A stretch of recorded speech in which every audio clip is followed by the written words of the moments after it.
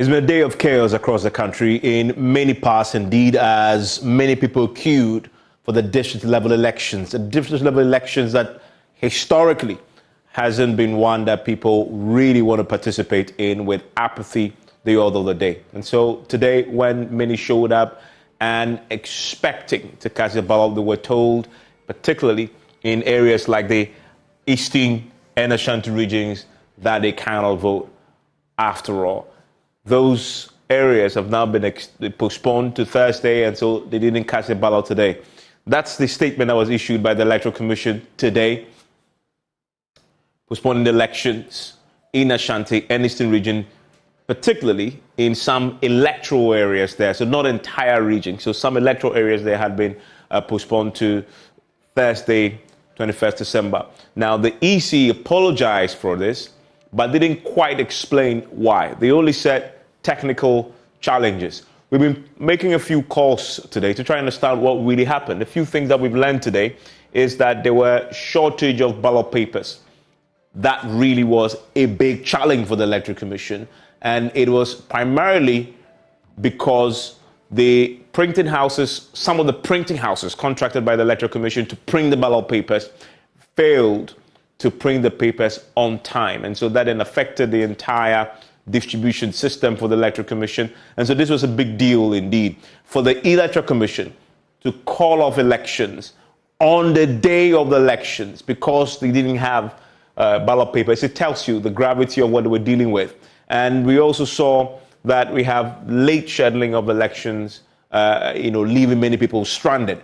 That was a major problem today. Many people were left stranded today because they turned up to vote. They were in the queue and were told because the papers were not coming, we're sorry, you can vote today, go home, return on Thursday. That's a big concern. Already, as I said at the beginning, this is an election that typically people are not interested in already. And so how do you get them back on Thursday to vote? We'll speak to our ex-panelists when they join us.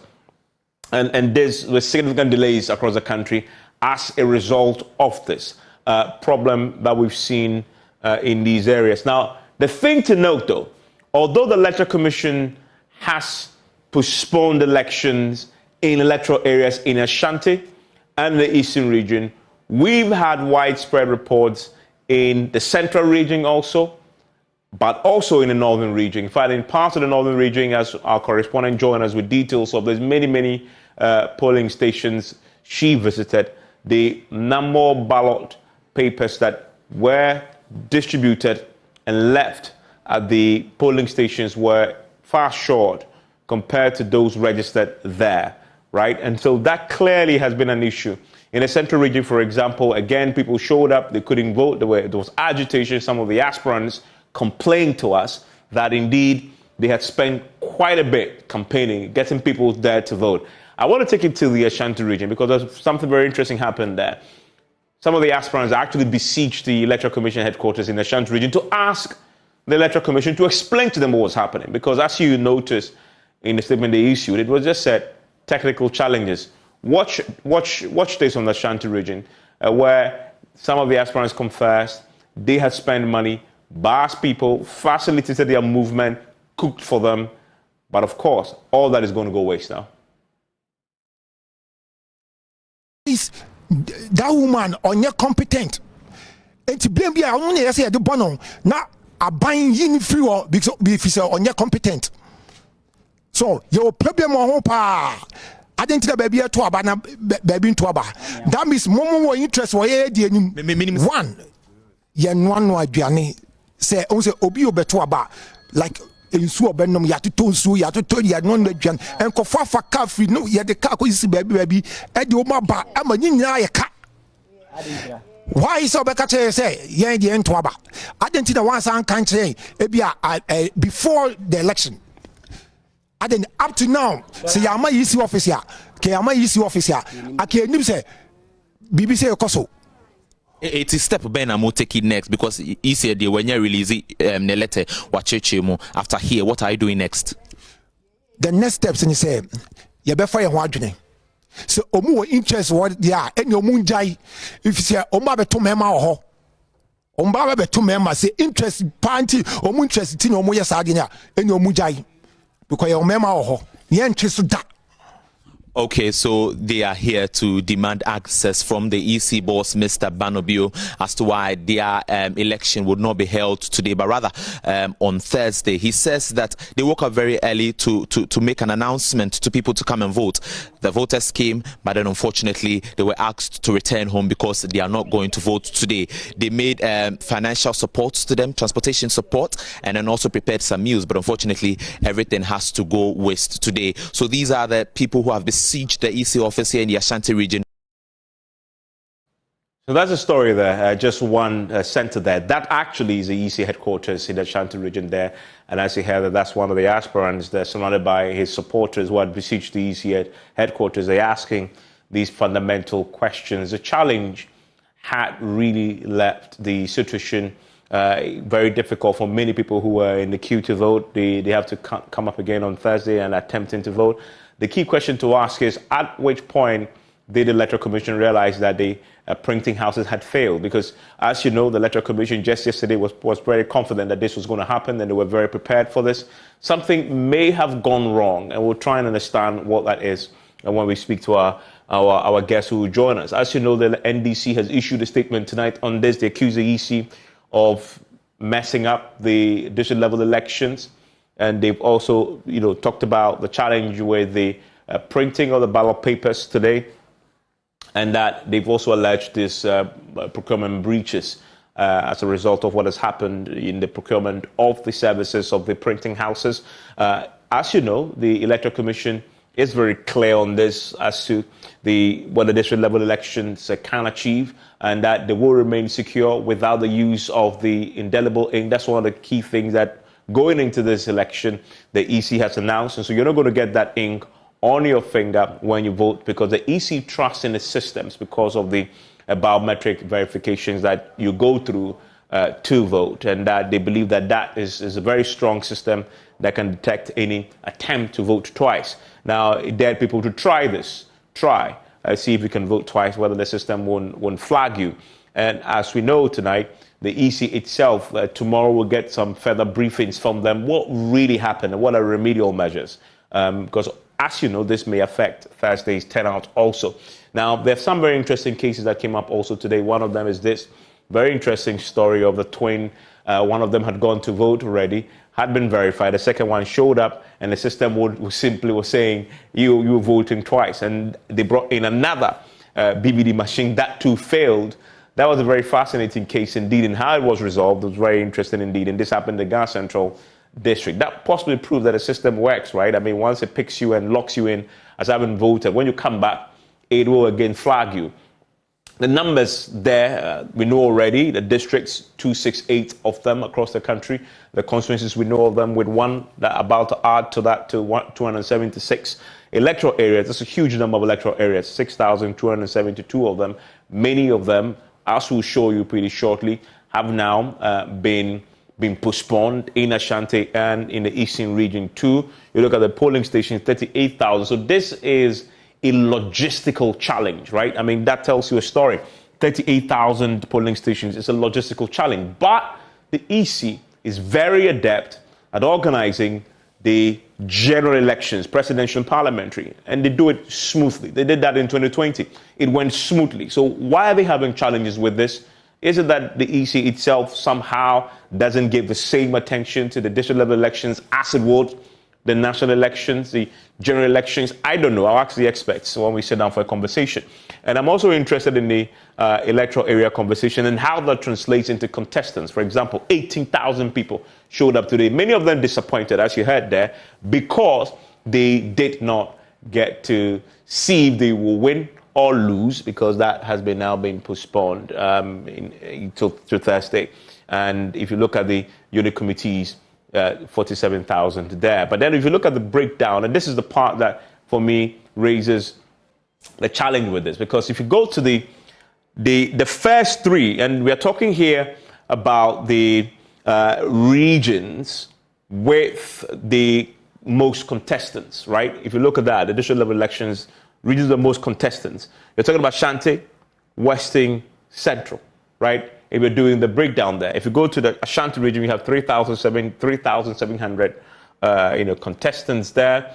If you come to the Eastern region, you have 2,600. If you come to Central, 1,600. The first three with the most contestants are the areas where we have heard the situation with the challenge, with the ballot papers going in. So that clearly tells you that this obviously will become an issue, because going into Thursday, can you get all these people back and enthusiastic again? Can they go into people's homes, rally people to come and vote for them? Because that's where the galvanizing effect is, when the contestants themselves take up the challenge to drive the voter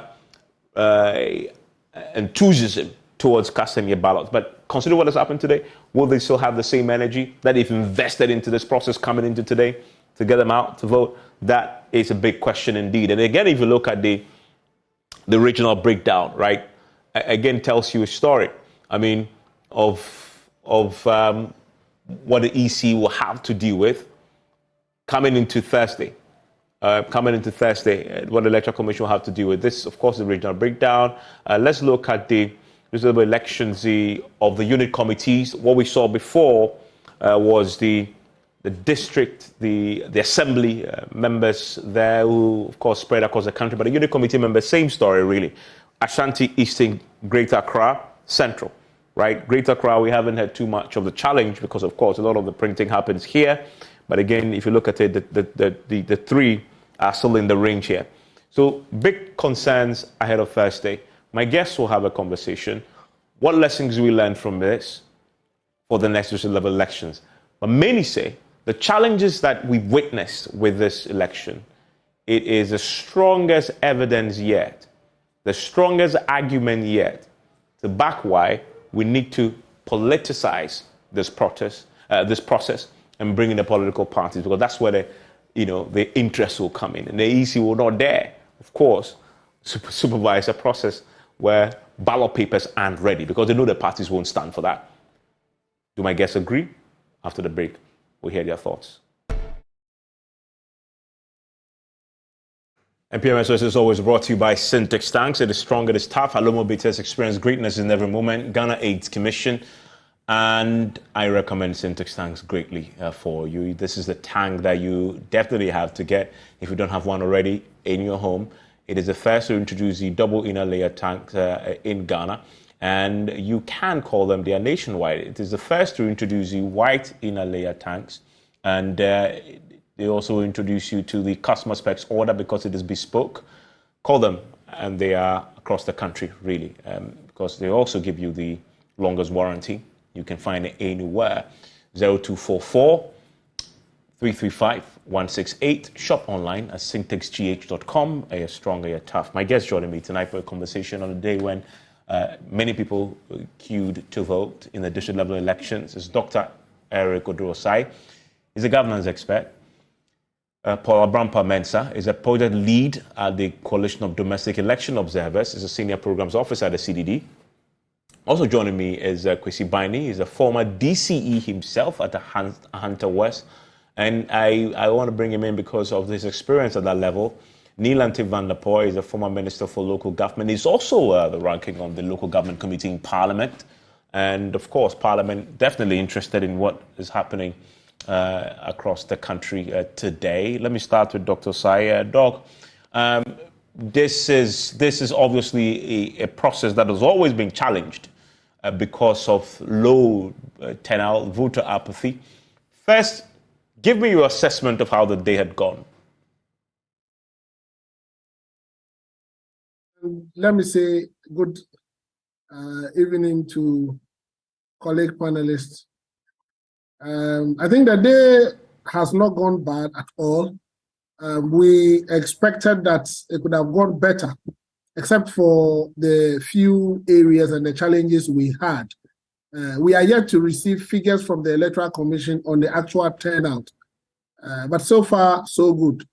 What happened in those three regions were rather unfortunate because we were expecting higher turnout, and this is an election that does not normally attract the numbers. When you go back to history, since 1988, we have not been able to score even 60%. The highest all-time score or turnout was in 88, 89.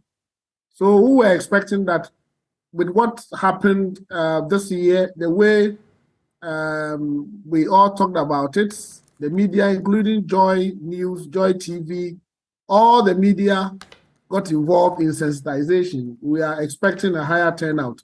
Unfortunately, these challenges came in. But that notwithstanding, I think that I like the enthusiasm because wherever you get to in town, people are in a hurry to go out there and vote. And I must say that for the first time, I've seen a lot of interest in the local government election. Whilst I have the platform, let me use this your medium to also congratulate the local government committee of parliament. I will say it wherever I get to, because that committee is doing something wonderfully well in the Fourth Republic, which has never happened. They managed to hold the local government accountable. They managed to bring the chief executive and the leadership of the assemblies before them to review their audit report.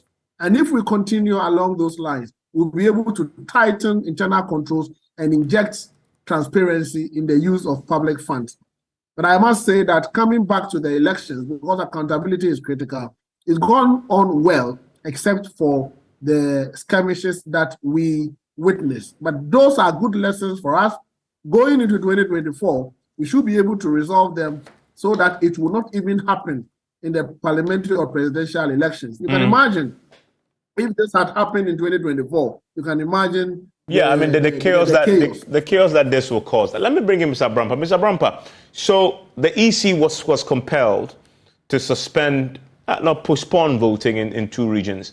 Beyond that, we've seen evidence in central and also in the northern region where we saw challenges with ballot papers being submitted. I mean, of course, the EC are told that the challenge was some of the printing houses failed to bring in the ballot papers as they expected.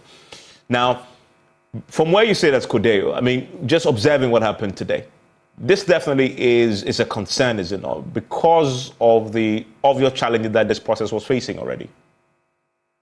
Well, Ivan, good evening. I must say this has never happened in EC's normal elections, whether it's intra-party, whether it's district level elections or national elections, that they have explained through statements and what's watching television, some of the affected contestants have narrated. For instance,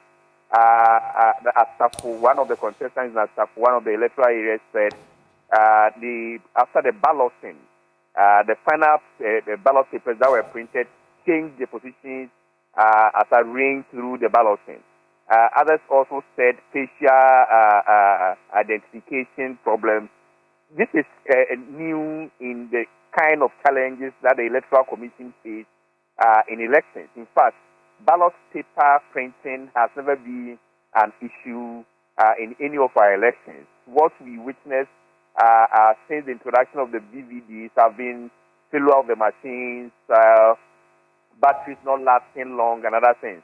So, as I always say, election is a process. As this has happened, what we do as stakeholders is to assess the performance of everybody, including our service providers who print the ballot materials. I believe they also do their own assessment. Was it wrong collation of the data that was given to them? Was it faulty machines? Was it the fact that they were not given the details in time, so they were rushing? So all these things will come to play, we'll assess it, and then improve upon it going forward. There's no elections that you don't encounter any form of glimpses. But when it comes, the ability for you to resolve the challenge is what makes you a manager. Yeah, I mean, Mr. Nilante van der Poy, I know you've kept an eye on this process. You yourself, as a member of parliament, you're a member of the assembly.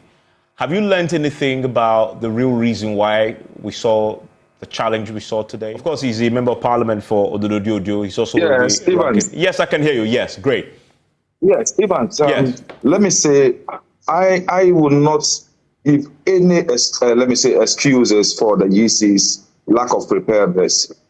The EC was inefficient and ineffective in these particular elections. You see, we must call a spade a spade. The EC has 2 years to prepare for these district level elections. because the district level elections happens in between the major national elections. After 2020 elections, the EC knew that they will have district level elections this year. This election should have happened as far back as August. It was pushed to September and to December. In all these instances and all these times, what has been the preparation of the EC towards the district level elections? Should we continue to have a EC who, after national elections, will go to sleep and then will wake from the slumber, come and conduct district level elections within 3 months, go to sleep again, and wake up 6 months into national elections in 2024, come and mess up again? I think we should be able to call the EC out and tell the EC that it is their duty and mandate to prepare sufficiently, adequately, and well for every election in this country. And as such, immediately after these district level elections, all the things that we have seen now, they should start preparing towards those things so that in 2024, in the major elections, we will not have these hiccups that we've witnessed in the district level elections. This has been the character of the EC as far as the district level elections is concerned. They've not shown the right attitude, mindset, and preparation towards the district level elections. I mean, do you accept the explanation we got that it boils down to the some of the printing houses failing to deliver on the contract on time? Evans, that's what I'm saying. The EC knew its timetable. So EC should have selected the contractors, prepare itself, give them adequate time to print, deliver before the time of the elections. You don't give contracts maybe 3-4 days or a week to elections. How do you do even checks? How do you go through due diligence to make sure the printing has been good, no mistakes, and nothing has happened? You see, you must prepare. That's why they have a whole year to prepare for district level elections. And so they can't come today and tell us we had hiccups because our contractors could not deliver on time. It means the EC itself did not prepare enough to give their contractors enough and adequate, sufficient time to be able to print and execute the mandate that was given to them. And Nee makes a point, and Lante Van der Point makes a point there, and I want to bring you back in, Mr. Brampa, about this. I can't imagine this happening in the general elections. And I want to go back to the fundamental challenge with district level elections. Is this lack of interest? Is it likely that the Electoral Commission itself may have underestimated this, generally because the expectation is we're not going to have people participate, turnouts are going to be low, and maybe affected its preparation? Because the EC has been very efficient, has it not been, in conducting our general elections. So how else would they come to this challenge and not anticipate it the way we saw them talk about it quite vehemently yesterday, that they were ready? Almost as if they didn't anticipate that this challenge was going to hit them this morning. Good evening to my friend Nee, Honorable Neil and Van der Point. Let me say, I repeat what I said. There's no election that we don't have challenges, but the ability for us as a country to assess it. The question you're asking is about the interest, the stakeholders, and national interest in the district level elections in general. You remember when the EC laid an ally in Parliament, then we were discussing the going back and forth, change something, we are going to use national ID cards. I told you in that interview that if we were to be a general election year, Parliament will have taken a bold step to call the EC together in order for EC to do the right thing. But because we're dealing with district level elections, look at the lukewarm attitude from Parliament, from EC, from everybody. So that this interest in district level elections, the apathetic nature we attach to district level elections is glaring. We all know that. If we say we are going to analyze district level elections, the interest, stakeholders' interest, it needs a national conversation that we all have to sit down to analyze what it is that we need from local governance, what it is that we want to review, revamp, and address, so that we have a very successful local government authority. It's a different question, but coming to the elections, I did say that every election goes through a process. Yes, the EC might have done a mistake. We are also not aware when the EC's budget was released to the EC. We are not aware. So many things we don't know. So for now, let's say yes, challenges have come. We pray that we don't anticipate this challenge, not only in national elections, any other elections, whether it's a by-election, intra-party contest. We don't anticipate, we don't want these things to be happening. So what it is that happened that we have these grievances, and what can we do that we don't experience it in any elections in the country? That's what it is. When I was assessing the Liberia elections there, and they were talking about bad roads, the materials not being able to get to the... I told them every election has a problem. At all costs, the Liberia Elections Management Body were able to develop a plan B to distribute their materials, and the election came on. So definitely the election will come off. Yes, we anticipate some of the challenges, some of the contestants will face. I was listening to one of them. He said most of his brothers who were coming to support him as polling agents came from town to the electoral area. He's not sure whether they will be able to stay until the Thursday. Somebody also said he's prepared his meals that he was going to serve his polling agents. There are so many problems that people will be encountering through this fault that has come about. But of course, we can't put everything in the basket and throw it away. What can we do to forestall some of these unforeseen challenges in any elections that comes up? I mean, Dr. Drosai, so Thursday is another day for voting. Do you anticipate that today's challenge will affect people's enthusiasm to turn out and vote in the areas affected in the Ashanti region and in the Eastern region?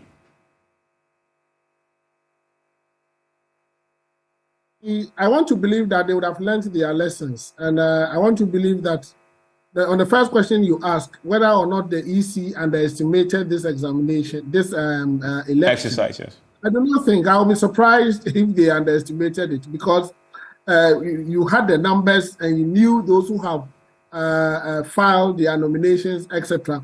But I must also say that, you see, when it comes to local government elections, you have 5 unit committees, positions at post, and a number of people, and the assembly members as well. So we can understand that we have a lot of people. But that is not to say that you have to underestimate the election, because election is election, whether it is local or national. But I also think that on Thursday, I would expect that they have done their homework well. Maybe, as we are hearing, that some of the printers or printing houses disappointed them. Question then is, have they now supplied all the ballot papers? Are the ballot papers ready? Have we sent them to the various electoral areas? These are the things they need to put in place. And the lessons learned there requires that in future, they should just make sure that ballot papers get to their destination 3 clear days, not less than 3 days before the elections. Once this happens, then we are not going to witness what we are witnessing. And it is not enough for the thing to even get there. The quality assurance you put in place to ensure that you take delivery of the right ballot papers so that the ballot papers can also get there on time. I think they have to put all these things in order. But to answer your question directly, I want to believe that Thursday, they are ready, they are set. Well, but what about... Yeah, definitely I believe the EC will be ready for Thursday. And many will say this is an isolated incident considering the stellar performance they put up over the years. But what about how it affects voters who will have to turn out again? Remember today, the complaint, some of them showed up today ready to vote. You've asked permission from your boss to go and vote today. You go there and they say, I'm sorry you can't vote, come on Thursday.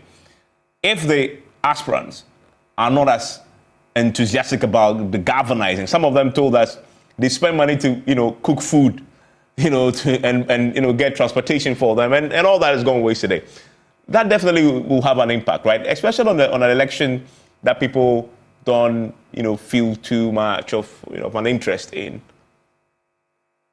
I can understand. It will definitely have an impact, especially those who have traveled from very far places to come and vote, and assembly members who may have provided some TNT to get people there. And some people were even saying they cooked. So then they have to cook again. All these things are hazards in elections. Question then is, how do we avoid them? We can only avoid them if we've learned hard lessons and then commit to not repeating these things. But definitely it will have an impact on Thursday's elections. The only thing is that we would expect the aspirants to continue to whip their people to come in to vote for them, except that we wish that this never happened. We wish that this never happened because we are all rooting, campaigning, whipping enthusiasm, encouraging people to come out and vote. And once they get there and the ballot papers are not there, they get back to their base, and bringing them out again becomes difficult. So I think they are hard lessons we've all learned. I believe that the EC will put its house in order so that going forward, whatever bottleneck they had will not occur. My wish is that this never occurs even in the parliamentary or presidential election, because then that would be more chaotic than what we are witnessing now. I mean, Mr. Van der Poel, this throws up the bigger question.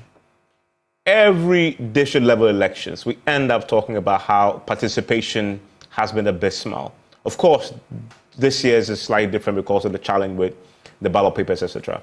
So how do we fix that challenge? We don't have this challenge with the national elections, right?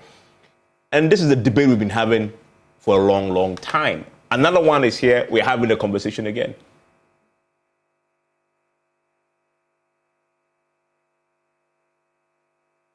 Please unmute for me. Said, I wish you not could drift towards an argument that some people have been having, some advocacy people have been having that I believe in. Evans, the truth of the matter is the fact that as a country, we have designed our governance system on decentralization. We've entrenched it in our constitution in Article 35(6)(d) of the constitution. We said as much as possible, our governance system should be centered on decentralization and people's participation in decision making at the lower level of our governance. So we know what we are looking for as a country. And because we are looking for this, we must give much importance and interest to local governance so that the pressure on central governance will be minimized. We can't continue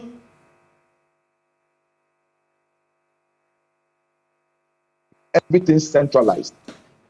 We have fiscal policies, fiscal decisions centralized, and we say we have dissolved responsibilities to the local level. It will not happen. But let me also say this. Us in the 1994 district assembly elections. And Evans, let me tell you, we had a vibrant information services department which took over the publicity and the announcement of the elections. You understand? We had radio stations which participated fully. Let me ask you a simple question. Maybe for your own administrative radio, you will not tell me. How many advert placements did EC do at your end at Joy? Oh, yeah. How many? But I wouldn't know. Yes. And the interest between the EC itself conducts national elections. They don't do that with district level elections. So I think that we must begin to understand where we've come from, why we have chosen local governance and decentralization as our model of governance, and what sort of interest and attention should we give to local governance in order to enhance our governance and democratic system itself. So that me and you, we know that this year there's going to be a legislative level elections. Our attention and focus will be to the issues, to discuss the issues that will help us enhance the elections, that will help us vote for very qualified people to enact upon policies and take decisions at the local level that will enhance the overall national development.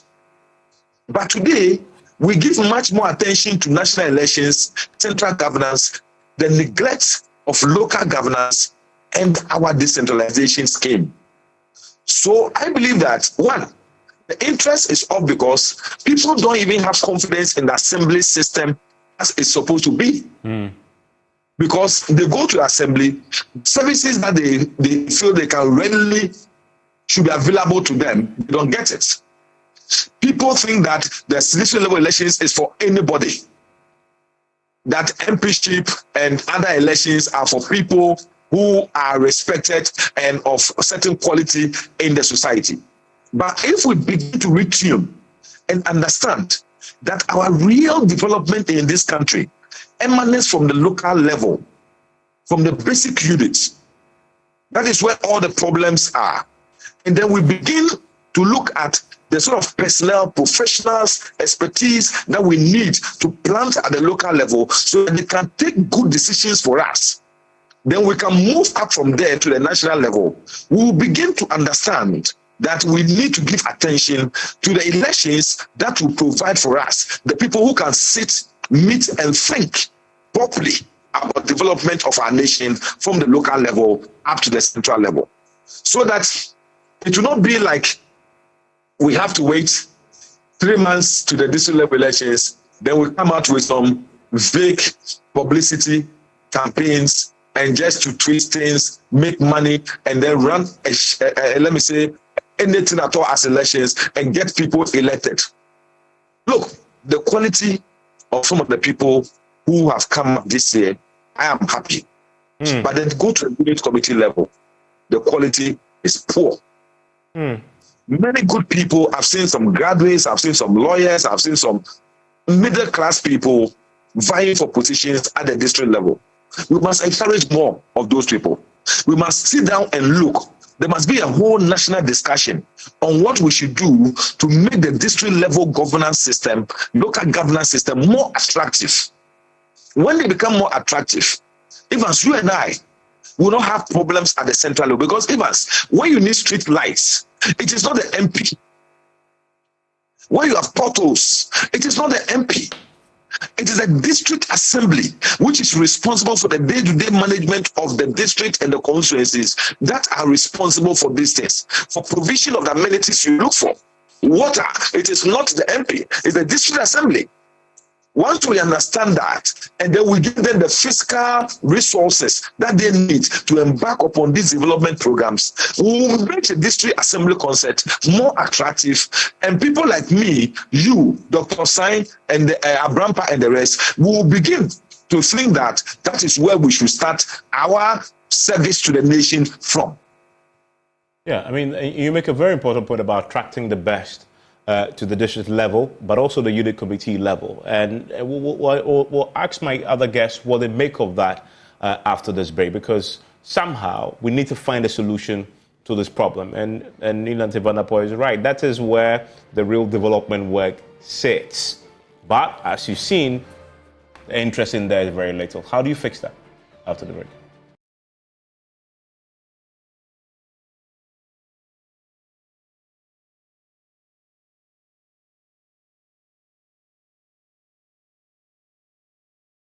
Well, it's been a day of chaos in some parts of the country because of the challenge with ballot papers. The EC has apologized for this, and they have postponed the elections in some electoral areas in Ashanti and the Eastern region to Thursday. So you must turn up on Thursday and cast your ballot. The EC says they are sorry.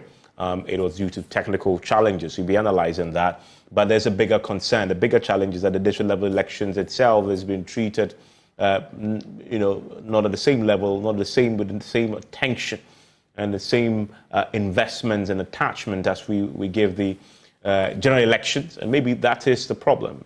Just before the break, as you know, we have on the line Nilanti Vanderpoel, who is a former minister for local government. He's also the ranking of the local government committee in Parliament. Dr. Drosai is a governance analyst too, who also joins us, and Kodeo's Abrampa, all joining us for a conversation. The key question then becomes, how do you attract the best in the district level elections in terms of aspirants who then can use your own, the attention that they bring to the table to sort of attract people's attention to the district level elections? And that's a suggestion that Nilanti Vanderpoel had made. And Dr. Drosai, do you agree that we must find a mechanism that makes the district level elections attractive to yourself, for example, attractive to myself, in a way that can then draw people into that other level of leadership?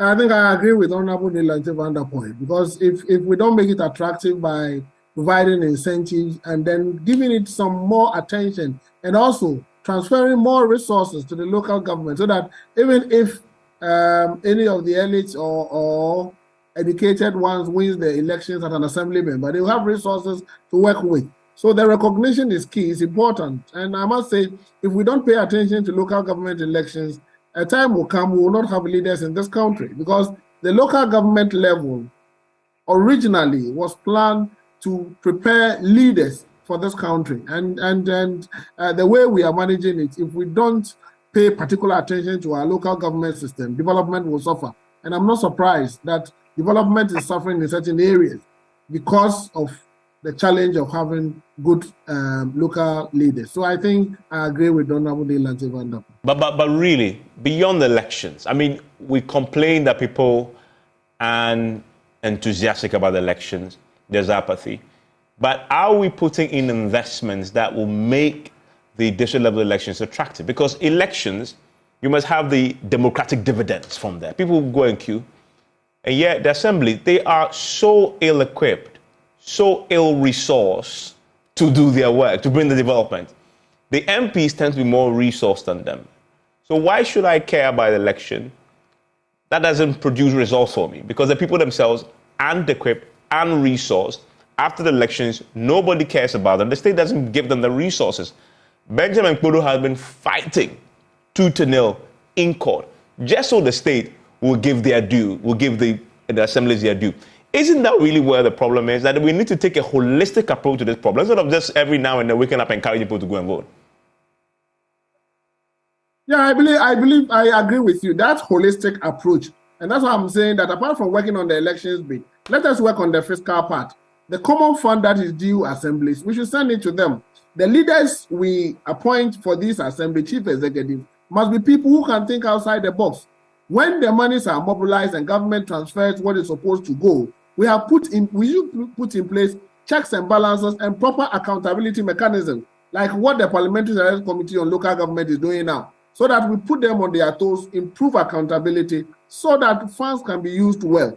It requires a comprehensive approach towards reviewing the system. So I want to agree with panelists that, look, let us give it some focus. If we can concentrate on it and develop that base, I'm sure our development will move from one level to the other. Let me ask Mr. Brampa the question. Really, if you look at the decentralized system, that of course Delante Van Der Poel has been a champion of for years, has it served this purpose? Has it fulfilled its potential? Or has it simply failed its possibly now has outlived its usefulness and probably requires a radical overhaul? Evans, you are broadening the conversation, which I like so much. The challenge or the challenges we face with district level elections and our local governance system goes beyond the elections. It's a whole thing that we need to sit down and review. You remember, based on some of these discussions and analysis, we thought the leadership, the political administration might be a cause, and therefore we may have to go electing our MMDC. People thought the enthusiasm and the interest is not there because, unlike the National Assembly, the local legislators are not giving any decent allowances, and therefore the interest of attracting people with certain caliber is not there. People were also talking about mismanagement, to the fact that every year the Auditor General's report review a grouping amounts that have been mismanaged. But there are so many things. But when you put them in a table and you compare the challenges at the national level to the local level, there are not much difference. In fact, when you take Afrobarometer data, in Africa, out of the 39 countries surveyed, about 70% are disillusioned. People have lost interest in politics. People have lost interest in elections. So it's a whole bigger discussion altogether. But this district level issue, elections in Ghana, has its own challenges also that come with the national challenges. So we need to, as a country, have a national conversation. The district structure that we set up, is it what we are having? Is it delivering the purpose for which it was established? What do we have to do to review and revamp it? It's a whole national discussion altogether, Ivan. But for this election and every election, we have to look at what have been the defects. What are the deficits? Why are we having a consistent low voter turnout? Why is this very election is also experiencing another dimension of a challenge of ballot paper, which is not witnessed in Ghana election before? Some of these things are just different from the larger and bigger discussions you are trying to bring up. Mr. Van der Poel, you have the final word on that same question. Has this district assembly experiment ceased to be a useful tool for development, and does it require radical overhaul? No, Evans. If you read Article 36, 35(6)(d), as I said, you yourself will know that we will not be able to meet the aspirations that our forebears envisaged when they were putting the issue of decentralization together. If you ask Dr. Osai, it is evidently clear that even some countries in East Africa and Southern part of Africa who came to Ghana to learn our system of decentralization have modified theirs and become more vibrant at the local governance level than us, because they gave seriousness to what they want to do.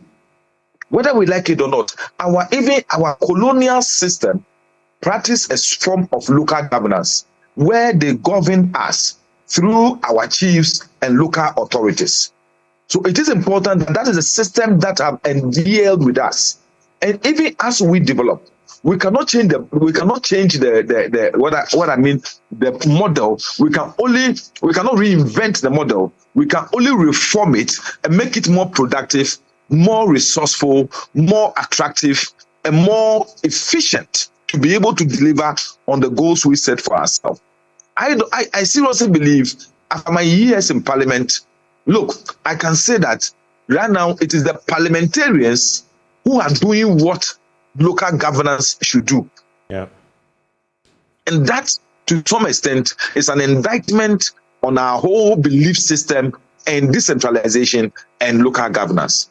So I think that we've not been able to meet the aspirations of the thinkers and people who put together our form of governance called decentralization. And I think I want to join people like Abrampa, Dr. Sai, and the rest, so that all of us can have series of seminars, bring people together. The Hoys are there, the Chilemes and the rest are all there. Now we can sit down as a country, just as we had a whole national discussion on our system of education, just as we have a whole national discussion on our system of health. We should have a whole national discussion on our local governance system so that we can bring meaning to proper decentralization. Thank you very much, Nilate Van der Poel. Thank you, Dr. Drosai and Mr. Brampa. Remember that on Thursday, another opportunity to cast your ballots if you find yourself in one of the affected electoral areas in Ashanti and the Eastern region. That's what the big conversation around this. I said, Nilate Van der Poel, I said, we must have it, because whether you like it or not, that's where development sits or should sit. That must be fixed. Enjoy the rest of your evening.